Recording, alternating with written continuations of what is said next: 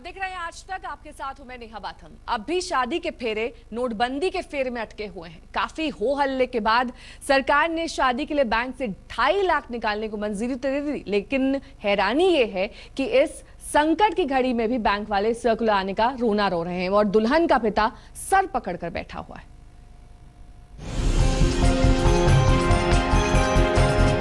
हमें सामान लाना, हमारे यहाँ बारात आएगी, कहाँ से लाएंगे बताइए। अब तो है ही नहीं, मुझे अब तो उधार ही लेना पड़ेगा किसी से। फुटकर खर्चों के लिए हम भी आज लाइन पे लगे हैं। नोटबंदी के फेर में फेरे भी फंसे हैं। सरकार ने शादी के लिए निकासी की सीमा 2.5 लाख तक बढ़ा दी, लेकिन अब भी लाल फीताशाही में ये फैसले अटके पड़े हैं। हैरानी तो ये है कि ये हाल राजधानी दिल्ली का है।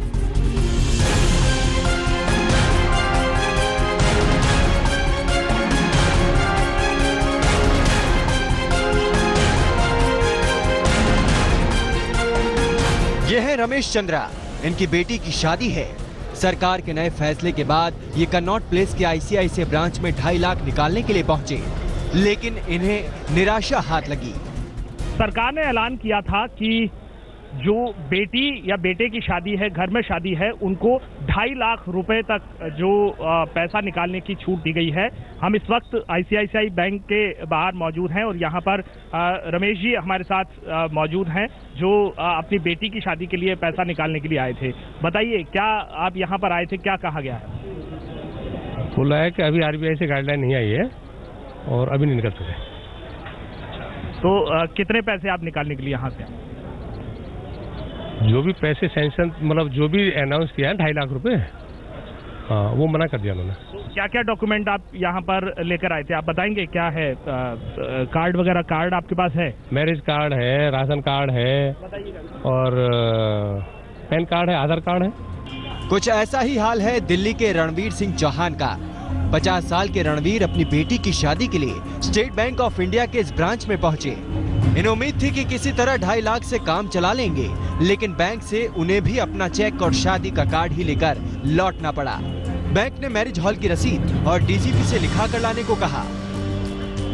एसबीआई बैंक की ब्रांच के बाहर हम लोग इस समय मौजूद हैं। चांदनी चौक की ये ब्रांच है और जैसा कि कहा गया था कि जिनके घरों में शादी है उनके जो है 2.5 लाख रुपए की रकम वो लोग अपने घरों से निकाल सकेंगे। हमारे साथ में है भुवनेश्वर सिंह जी हैं, इनके घर में शादी है। कब की शादी? 23 तारीख की इनके घर में शादी है। आप अपने बैंक की ब्रांच में आप आए हैं। 23 नवम्बर की आपकी शादी है। किसकी शादी है? मेरी बेटी की शादी। बेटी की शादी है। क्या पैसा निकला, क्या बात हुई? नहीं निकला। वो कह रहे हैं डीसीपी से लिखवा के लाओ पुलिस स्टेशन में और ग्राउंड की पर्ची लगाओ, इसमें कहाँ आपने बुक करा है।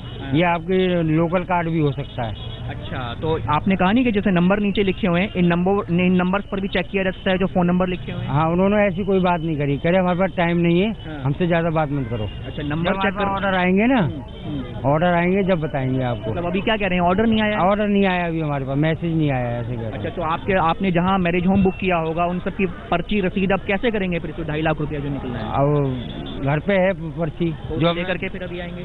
हाँ, उसको लेके आना पड़ेगा। और क्या कहा गया अंदर से? और पुलिस स्टेशन डीसीपी साहब से लिखवा नंबर वाली बात, शादी है कि नहीं है। शादी है कि नहीं? आपकी बेटी की शादी है। मेरी बेटी। नंबर वाली बात पर क्या कह दिया? जो फोन नंबर्स लिखे हुए हैं इस पर भी तो चेक कर। के बारे में सुन नहीं रहे हो? अच्छा, सुन नहीं रहे। संकट की घड़ी में बैंक की लाल फीताशाही के शिकार बिहार के रक्सौल के एक बाप को भी होना पड़ा।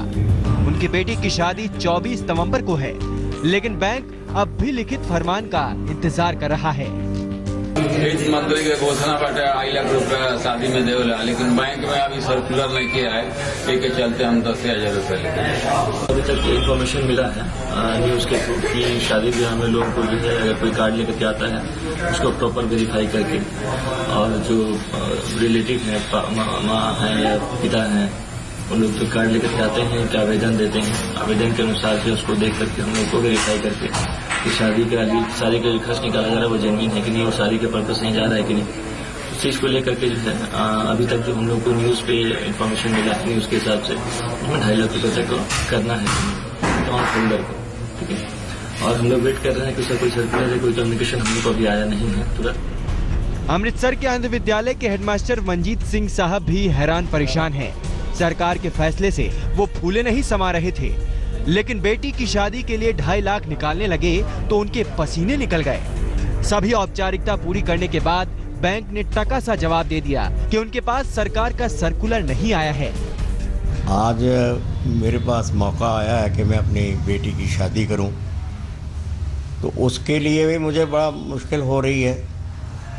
जो गवर्नमेंट ऐलान कर रही है उसके मुताबिक अगर बैंक वालों को जाकर के किसी को कुछ कहते हैं तो वो ये कहते हैं कि भाई आप ये वो अपने डॉक्यूमेंट्स लाओ, वो लाओ, उनका आधार कार्ड, उनका ये अपने वोटर आई कार्ड जो सारा है या पैन कार्ड है वो भी दिखा दिया, उसके सब कुछ दे दिया, तो फिर भी वो कहते हैं कि भाई सर्कुलर नहीं है हमारे पास। दिल्ली का एक दूल्हा जरूर किस्मत वाला रहा। थोड़ी मशक्कत के बाद बैंक ने उस पर मेहरबानी दिखाई। अब वो 2.5 लाख रुपए के साथ चेहरे पर खुशी लेकर घूम रहे हैं। कम से कम 75% मैम प्रॉब्लम हल हुई है इसकी वजह से, क्योंकि हम पिछले वीक जब ये न्यूज़ हमें पता चली तो हम परेशान हो गए थे सारे घर वाले, मेरे जितने भी रिलेटिव्स हैं, क्योंकि हमें 2020 अलाउड किया गया था, इस वीक 24 हुआ और बाद में हमें ये भी पता चला कि पर वीक 24 निकाल सकते हैं, तो 7 डेज का इंतजार करना पड़ेगा। जब हो गया ये पूरा प्रोसेस के लिए आप कितना टाइम लगा, कितना जरूरी था कि हाथ में कैश हो आपके पास? बहुत जरूरी था ये कि कैश हाथ में, क्योंकि जितने भी हम पेमेंट्स करते हैं शादी में ऑलमोस्ट 50% से ज़्यादा पेमेंट हमें कैश में करनी पड़ती है, तो इसलिए हमें ये पेमेंट तो ज़रूरत थी कि जब हमने न्यूज़ सुनी, पिछले वीक भी हमने ये न्यूज़ सुनी, तो वो उस टाइम पे पता चला कि ये सब ऐसे ही है, पर जब हमने कल सुनी ये न्यूज़ कि 2.5 लाख रुपए हमें पर निकल सकता है, हम खुद निकाल सकते हैं शादी के लिए, तो इससे हमें बहुत रिलीफ मिला। कुणाल जब कार्ड लेकर बैंक पहुंचे थे तो उन्हें भी शुरू में मायूसी ही हाथ लगी थी, लेकिन ब्रांच मैनेजर से मिलने पर उनकी समस्या का समाधान हो गया। जैसे हमें मॉर्निंग से पता था कि 2.5 लाख जो है हमें इनको देना है, जिनकी यहाँ शादियाँ हैं पर फैमिली 2.5 लाख परमिटेड है, बट हमारे पास ऑफिशियली जो सर्कुलर था और वो ऑफिशियल डिटेल्स नहीं आई थी। जैसे ये मेरे पास आए तो ये हमारे एग्जिस्टिंग कस्टमर हैं, हमारे ब्रांच के कस्टमर हैं, इनका हमारे पास अकाउंट है, तो इमीडिएटली मैं अपने जनरल मैनेजर से बात की और पूरा प्रोसेस अंडरस्टैंड किया, क्योंकि अभी वो RBI से मीटिंग अटेंड करके आए थे। ब्रीफली अगर बोल दे प्रोसेस आपने अंडरस्टैंड किया, क्या कर रहे हैं प्रोसेस में? बेसिकली तो ये है कि हम इनका जो है इनका कार्ड देख रहे हैं, इनके जो काउंटर पार्ट है उनका कार्ड, जो मैरिज कार्ड, वो हमने देखा है, इनसे हमने अंडरटेकिंग ली है और इनके अकाउंट में पैसा मैंने एक्चुअली वेरीफाई किया है कि इनके यहाँ पहले ही पैसा था, इंटेंशनली ऐसा नहीं है कि इसके लिए उन्होंने 2-3 दिन पहले पैसा जमा कराया हो। अब सवाल है कि सरकारी आदेश के बाद भी बाकी बैंक क्यों सोए हुए हैं? क्या सरकारी आदेश को अफरा तफरी है? रक्सौल से गणेश शंकर के साथ परवीना, कपिल शर्मा और मणिदीप शर्मा, दिल्ली आज तक। नोटबंदी से बढ़ी मुश्किलों से दिल्ली से सटे बागपत के लोग इस कदर नाराज हैं कि 2017 चुनाव का बहिष्कार करने का फरमान जारी कर दिया गया है। गांव की पंचायत ने बकायदा इस फैसले पर मुहर भी लगा दी है कि मोदी सरकार ने 500 के नोट, 1000 के नोट दोनों का प्रचलन। बागपत के बामनोली गांव में पंचायत बैठी है, लेकिन इस बार कोई शादी विवाह या प्रेम प्रसंग का मामला नहीं है। मामला नोटबंदी का है और गांव वाले बड़े नाराज हैं। नोटबंदी ने इन्हें इतना परेशान कर दिया है कि अब गांव वालों ने 2017 के विधानसभा चुनाव का बहिष्कार करने का फैसला कर लिया है। लोगों ने निर्णय लिया है कि सब तमाम राजनीतिक पार्टियां ये तो इसकी व्यवस्था करवाएं ठीक से 500,000 के नोट की, और अगर वो नाकाम रहते हैं तो हम आगे 2017 में चुनाव का बहिष्कार करेंगे। हम किसी पार्टी को वोट नहीं देंगे और टोटली बहिष्कार करेंगे। कालाधन के खिलाफ सरकारी ऑपरेशन से लोकतंत्र में काले कुबेरों पर तो नकेल कसी जाएगी, लेकिन उसी लोकतंत्र में सरकार को इस फैसले का नुकसान उठाना भी पड़ सकता है। गांव वाले मोदी सरकार के इस फैसले से नाराज है, क्योंकि रोजमर्रा की जिंदगी बड़ी मुश्किल हो गई है। हालांकि उनका विरोध सभी पार्टियों से है। जो इनके काला धन वहाँ विदेश में उसे तो मंगा नहीं रहा, गाँव इन देश वालों को परेशान कर रहा, इससे बहुत गलत काम कर रहा है। पंच कहते हैं कि उन्हें अच्छे दिनों की आस थी, लेकिन अच्छे दिन नहीं आए। उल्टे परेशानी बढ़ गई, घर का चूल्हा तक नहीं जल पा रहा, इसलिए वो किसी पार्टी को वोट नहीं देंगे।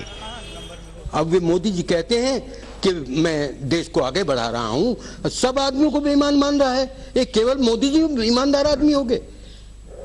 ये उनका तरीका बिल्कुल गलत है और हम इसका विरोध करते हैं, और हम 17 के चुनाव का पूर्ण रूप से बहिष्कार करेंगे और घूम घूम करके पूरे क्षेत्र में हम ये कहेंगे कोई वोट मत डालना, क्षेत्र में मत जाना और इलेक्शन में मत भाग लेना। कुछ लोगों को इस बात से भी नाराजगी है कि शादी रुक गई है। हालांकि सरकार ने एक दिन पहले ही शादी वाले घरों को 2.5 लाख रुपए निकालने की छूट दे दी है और किसानों के लिए भी बहुत सारी राहत दी है, लेकिन पिछले एक सप्ताह की दुश्वारियों ने दिल दुखा दिया है।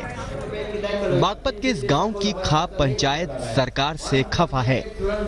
आज तक ब्यूरो।